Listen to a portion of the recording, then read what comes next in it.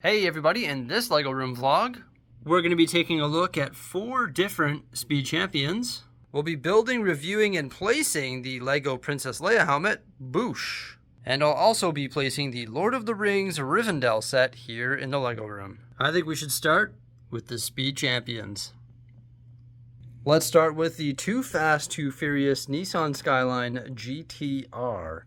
Pretty awesome. That comes from Too Fast, Too Furious, and it comes with Paul Walker, because of course it's Paul Walker's car. Lots of stickers, but that's just typical with Speed Champion vehicles. Lots of studs on the front end of this one here. I saw lots of people actually modify it with some tiles. They've just been tiling those off. A little bit different because it is a right-hand drive. You can see the steering wheel is on the right-hand side. And there's some really nice rims that come with this vehicle as well. I believe those are new. The chromed out rims. The spoiler on the back there, the exhaust. Pretty awesome looking vehicle from the Too Fast, Too Furious, or the Fast and the Furious franchise. Pop off the top there, we've got Paul Walker driving the vehicle. Pretty awesome that we've got a Paul Walker minifig. He's got some nitrous oxide beside him there. Some nitrous tanks with the flowers on the end of those chrome elements. Pretty awesome Speed Champions vehicle. Can't believe it took me this long to build, but there it is. Looking pretty amazing. Nice. Next up, we've got another one from the Fast and the Furious franchise. This one's some raw American muscle. It's Dom's Dodge Charger. And you know what? They actually made this one in a Technic set as well. It's right up here popping a wheelie with all that power. The vehicle is actually a 1970 Dodge Charger RT. Looks good. You got the Charger sticker, the squarish front end, the big engine coming out of the hood there. Some pretty fancy looking rims. Very sleek design. Pretty robust back end there, but it captures that Dodge Charger look pretty good. The license plate on the back there with the exhaust, sort of a square back end there, right? And then, of course, the doors don't open on any of the Speed Champion vehicles, but the tops can be removed pretty easily. You got some roll cage stuff in there. There's Dom, the bald fellow driving there. Just don't tell him I said that. It's got some nice interior details there, the nitrous oxide, the shifter, and of course the steering wheel. With that said, the interior is a bit cramped. You can see the windscreen is actually sort of awkwardly positioned. It's going over top of his left hand. But either way, a nice addition to the Speed Champions collection and a pretty cool one from Fast and the Furious. What other ones from Fast and the Furious would you like to see? Because I guess there's lots of options to choose from, but those two are pretty good. Next up, we got the Ferrari 488 GT3. This one here actually came out in 2018, and because it's an older one, it's actually only 6 studs wide. Looks pretty good though, lots of detail. However, that detail is mostly just created using sticker elements. There are a lot of sticker elements on this set. Included in that is the detail on the windscreen or windshield there. So lots of sticker elements, but it looks good, and it's a good one to have as part of the collection, I think. You know, I've pretty much got all of the Speed Champions, not really, but from the time that I started collecting LEGO, I've pretty much been collecting them all. I managed to pick this one up on the secondary market and didn't get around to building it until now. I like the back end of it. That looks pretty good. And this one here has 179 pieces compared to the newer ones, like Dom's Dodge Charger has 345 pieces and the Nissan had 319 pieces. So it is a little bit smaller. It also came with a trophy element there, which is a small accessory. You know what? The older Speed Champions came with a ton of accessories and sort of builds that accompanied these vehicles. Most of mine just ended up in a bag because they just were too bulky and looked weird on the shelf. So I like the fact that the newer ones don't really come with any accessories. The older ones, a lot of them came with like these big bulky things that didn't really make any sense. But the minifigure in this one here is different than the other ones because it's a race car driver and she's wearing the racing suit. Saving, in my opinion, the best for last, we've got the Aston Martin DB5. It comes with the James Bond minifigure, 007 there. It's Daniel Craig. This one comes with a really nice combination of printed and sticker elements. Like the elements on the front here are actually printed, being the headlights and the grille. Looks really good. I love it. But I don't really see the need for all of these sticker elements on the side. They sort of take away from the model, don't they? You can sort of tell that they're there. Sticker elements on the side, some really nice rims and some chrome elements coming around back here as well. And this printed sort of back window, I'd imagine a bulletproof window, right? Yeah, pretty awesome, is printed as well. So this, in my opinion, is the best value because it comes with all of those printed pieces. Looks really, really good. And there's also some components on the underside here. And then you also get all of these additional license plates so you can switch it up. You can't rotate it and switch up these license plates like you can on the larger Creator Expert model, which is actually right there. But it's cool that it comes with those additional 1x3 chrome tiles so that you do have the option of changing it up. I like the chrome elements. I just like the way that it looks, and the minifigure is pretty cool as well. The whole back end will open up just like that there, and then we've got some seats and some interior details there. So a pretty awesome vehicle, but once again, that windscreen is sort of awkward. It sort of goes over the driver's and passenger's right arm, but you can fit 2 minifigures in there, which is pretty neat. And actually those seats do recline as they're just on a little connector element there, and you can see the control panel by his left hand.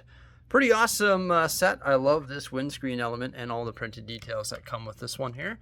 And it's pretty awesome. You know, we got the DB5 in a little miniature version. Yeah, this is for sure going to go in the Speed Champions garage. That's right over there. Another interesting detail you'll notice on the front here is that the hood is actually at a slight angle. You see that? How it can just move?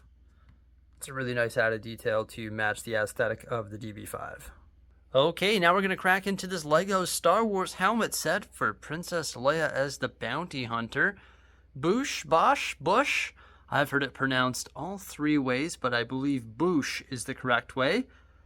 I've watched all sorts of Star Wars videos, and creators are calling it all different things, so I'm not sure, but I believe it is Boushh. 670 pieces, 18 plus style packaging, 753351 is the set number. This one will actually come out on March 1st with those other helmets being Clone Commander Cody and Captain Rex from the helmet collection. This is for the 40th anniversary of Return of the Jedi. Pretty awesome looking packaging. This helmet probably is the most anticipated of the 3, although the other 2 are pretty awesome as well, right? I got some real life images of Princess Leia on the back here, and also the size of the helmet. This was sent to me by Lego, so thank you so much, Lego, for providing this set so that we can review it here on the channel. The 670 pieces are divided among 6 different bags, so there's just over 100 pieces per building stage. Oh, there's the print piece. Nice. Unfortunately, not everything is print. It does come with a small sticker sheet here, and here's our white instruction manual. Inside the instruction manual, you can learn about the helmet. And also there's a nice image from Return of the Jedi. We got Chewbacca and Princess Leia in Jabba's palace. Excited to build this one here and then put it on display with the others that are right over there. There's bag number 1. Besides the pink, there's lots of neutral colors that I like in here. A little bit different than some of the other ones. Some of them are like really colorful in the interior.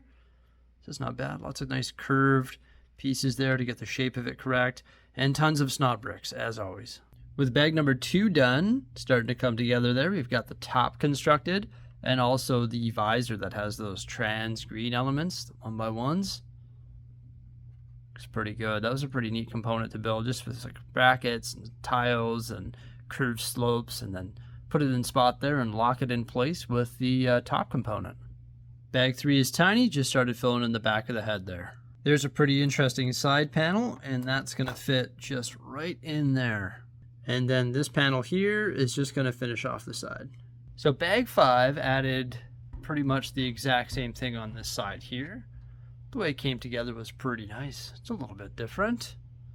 And then bag 6, we built the stand, put these Technic components in there, which lock it in place onto the stand, and then built the mouth. Mouth is super cool. And I'm about to place that on there, and that'll wrap up the build of Boushh, the Boushh build. Yeah, just slid that awesome mouth onto those Technic axles. When you look from the bottom side, you'll see a gap, and then you can see some of those Technic components. But you're not going to be looking at this from the underside anyway, right? That mouth is pretty neat, the angle that it's at. We also put the printed tile on the stand. Great build, just like all the helmets, in my opinion. They're fun to put together. Quick, though. But lots of different parts and interesting building techniques are used to sort of create these, as you saw there. Retails for $70 in the United States. It's not too bad, but there have been recent price increases on these. It's cool. They have brown studs on the bottom on this one, and then like the other ones, like Rex, for example, has blue. Cody has orange. Pretty neat, though. This one's a little bit different. I enjoyed it. Pretty neat build. Thank you once again, LEGO, for sending me this set. Pretty awesome. So we're going to integrate the Lord of the Rings set, that's Rivendell, and these Speed Champion vehicles into the displays here in the LEGO room now. I just had to do it. Combine all the sets that we're talking about today in one shot. It's hilarious. You got Lord of the Rings, Star Wars, Speed Champions. What a combination. Some great stuff, though. Some great figures, some amazing vehicles, a wicked looking Star Wars helmet, and one of the best builds of all time. I'll say it. I didn't say it in my review, but this is definitely one of the best sets of all time. I sort of implied it, you know, like I was pretty fired up on building it with the trees and the different system work with the tower and just everything. The way it just came together was pretty spectacular. We got to find a really good home for this set somewhere in the LEGO room. I think I've got a pretty good idea of where it's going to go. So let's do that now.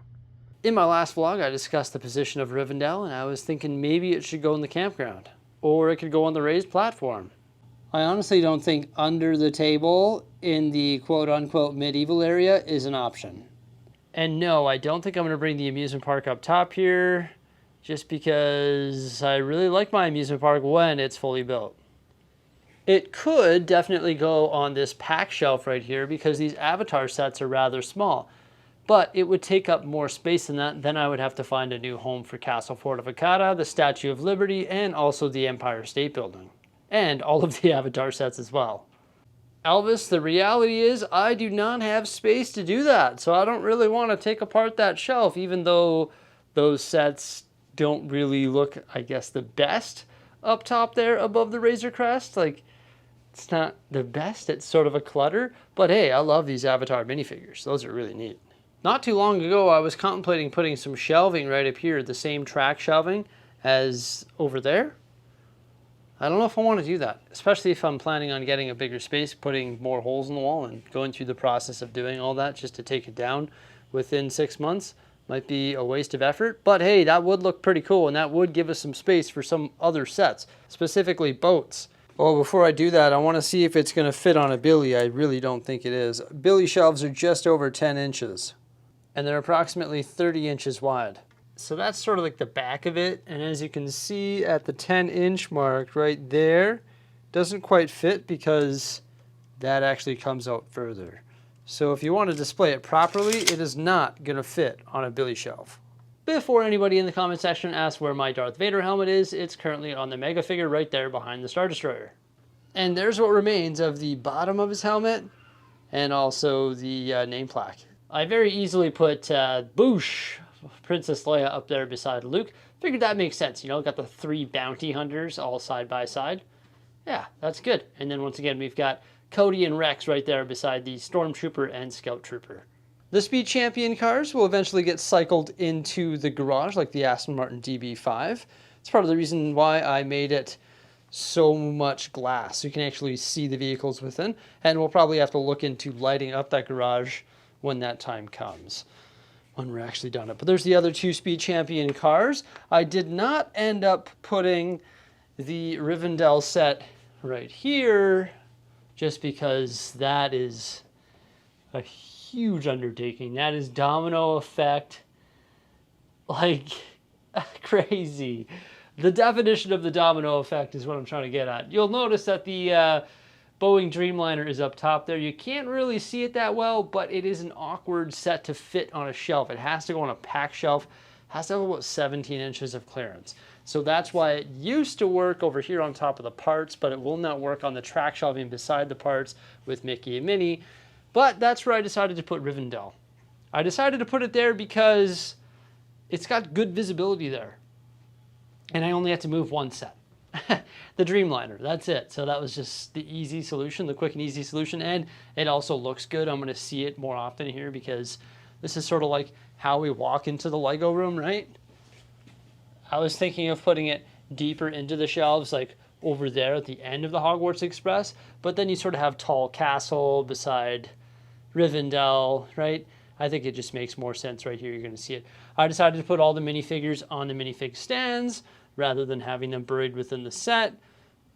That's how all my Lego sets are. You can just sort of see the minifigs in front of the appropriate set. So I like that. Sort of matches it up nicely. And wow, look at that. We got Rivendell displayed. We built some Speed Champions, took a look at those. And we also had a look at the new Princess Leia Star Wars helmet. That's really about it for today. I hope you enjoyed this Lego Room vlog as we update some of the displays with some of the newer sets and find a home for Rivendell. Let me know what you think by commenting below. Like, subscribe, and stay tuned. Farewell.